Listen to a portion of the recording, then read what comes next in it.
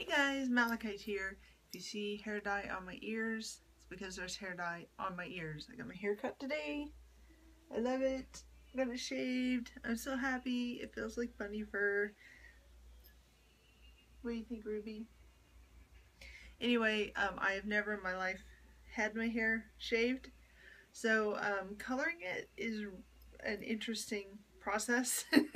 That is the messiest thing known to man. So I've never ever colored the back of my neck, and I had Vaseline, and anyway, that is not what this video is about.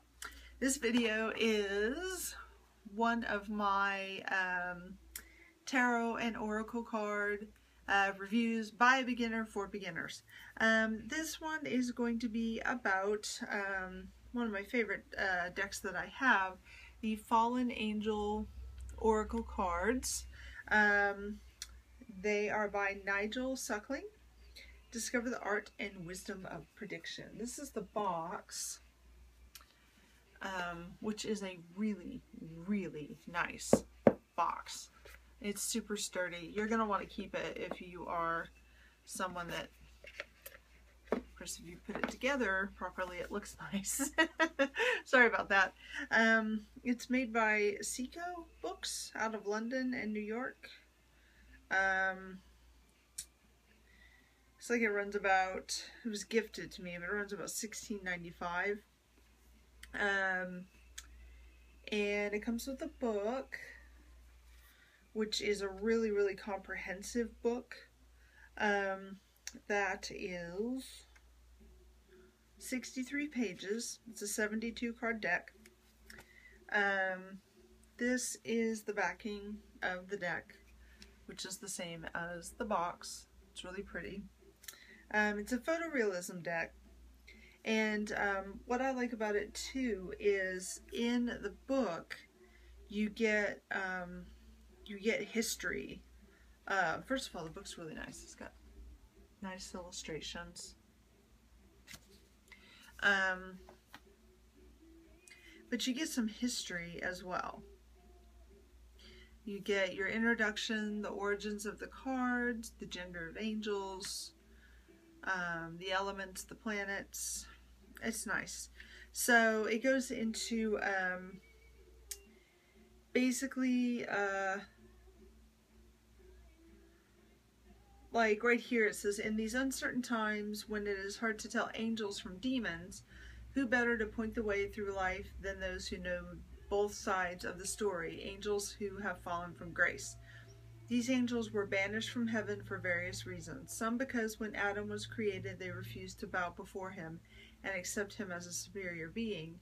Others for almost the opposite reason, because they fell in love with the beautiful daughters of men and took them as wives. Now, that being said, I'll just say I don't think angels have gender. So I think that it is distinctly possible, even though it just says that angels also fell in love with men and so became wives as well. I've never read that anywhere. That's just a thing that I think. There are also the angels who fell to earth seemingly by accident during the Great War between Lucifer and the other archangels. And I have theories about that too, that some angels just choose to fall that weren't in those two groups. So anyway, it goes into where the deck came from, and it talks about since the days of wise King Solomon, which was about 3,000 years ago, legends have existed that he built his marvelous temple with the aid of demons and fallen angels, whom he compelled to work by means of a magical ring given to him by Archangel Michael. This ring had a stone engraved with a powerful sigil or symbol known as Solomon's seal, which the fallen angels were powerless to resist. Now, I haven't read a whole bunch about this in other areas, but that's what this talks about. Anyway, it goes into that, and then it goes into the origins of the cards. And you don't really, like it says here, you don't really need to know anything about their origins to use them. and you don't need to know the origins of the angels that they represent to use them. So you don't have to read this part, but it is interesting to know the history of this. It talks about Johan Weyer from the Netherlands, who believe firmly in the reality of magic, angels, and demons. Let's see.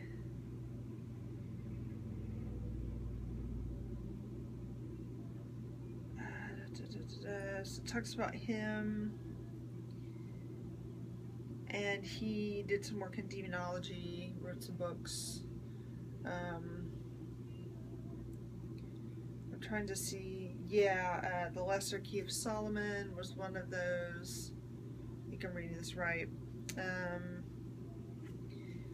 then it goes into the gender of angels, and technically they are androgynous. But they're always called he, but they are androgynous. So it goes into that a little bit. Then it goes into the elements, because each of the cards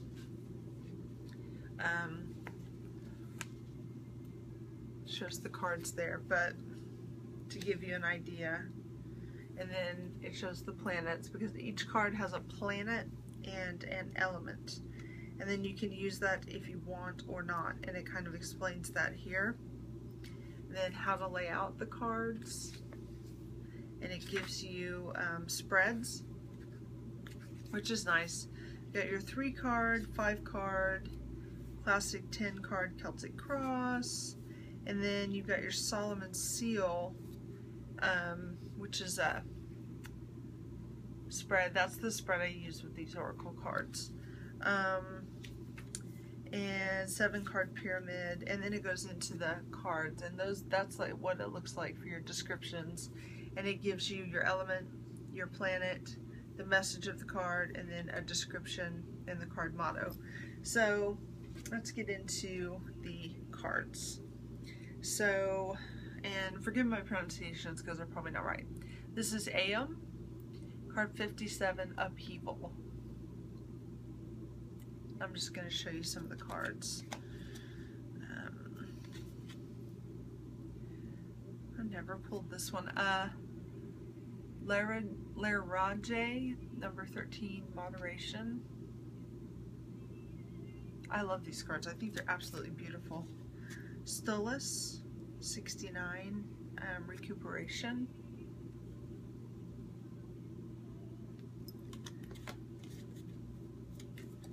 They don't look used, but the card stock is really, really good, and I've used these a lot. So, Gusion, which is 8 choice. Hope you can see these okay. Here is Morax, Leadership. I guess you could call this a darker deck. When you do the readings, they don't tend to be super gentle. Valak, 50, Resolution. You don't get fluffy readings from this deck. They're pretty straightforward, and they tell you what you need to know, and they tell it to you the way it needs to be told to you, and there's no ifs, ands, or buts around it. This is Osei, 56, Danger. So, the images too might freak some people out, and just it being fallen angels also might freak some people out. Phoenix, 68, Rebirth. I like that card.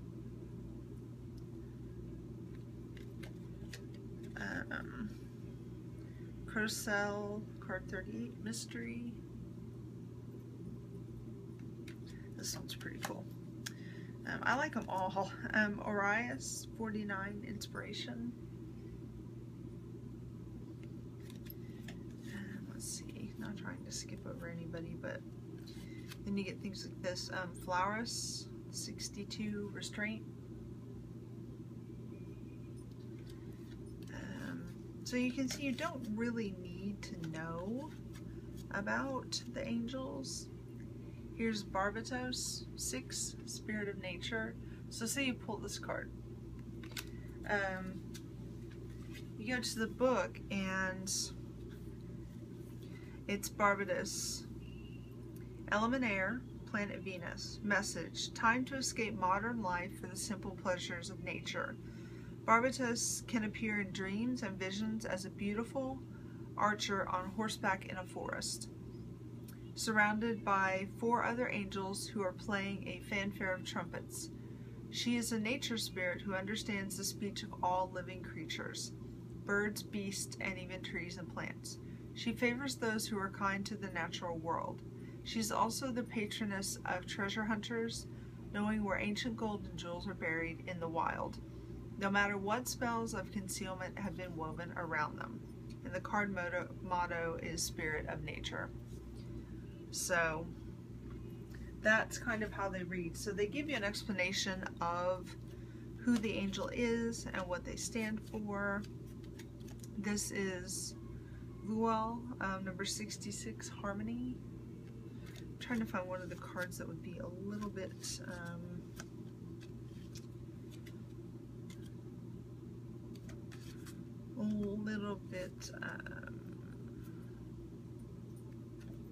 harder to read. This one might be, this is Kame, not Kane, or KM, I'm not sure which. 41, Disputation. So this one would be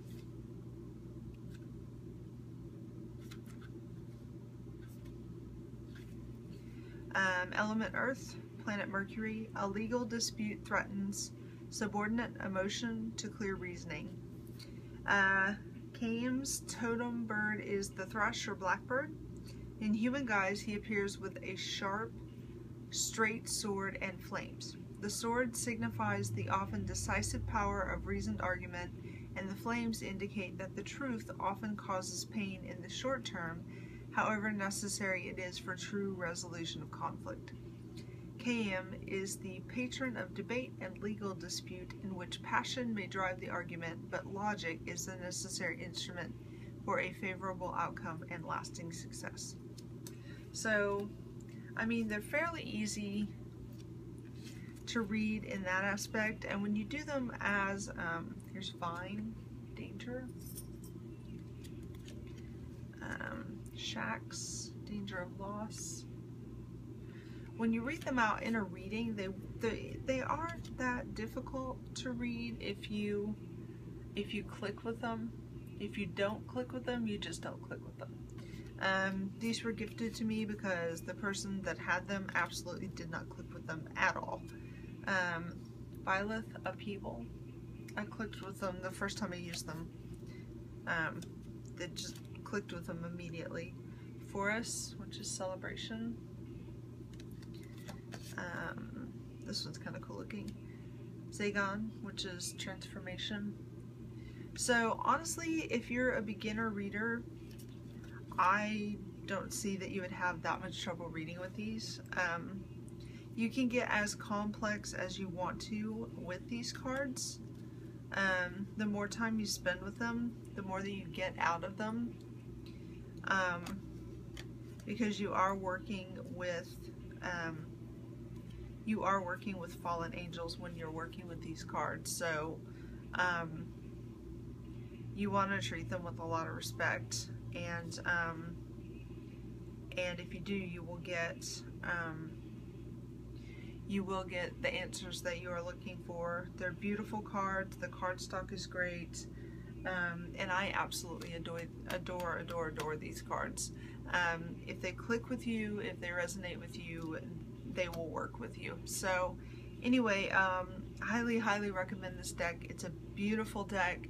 I would recommend it for beginners. No problem, no questions asked. So check it out.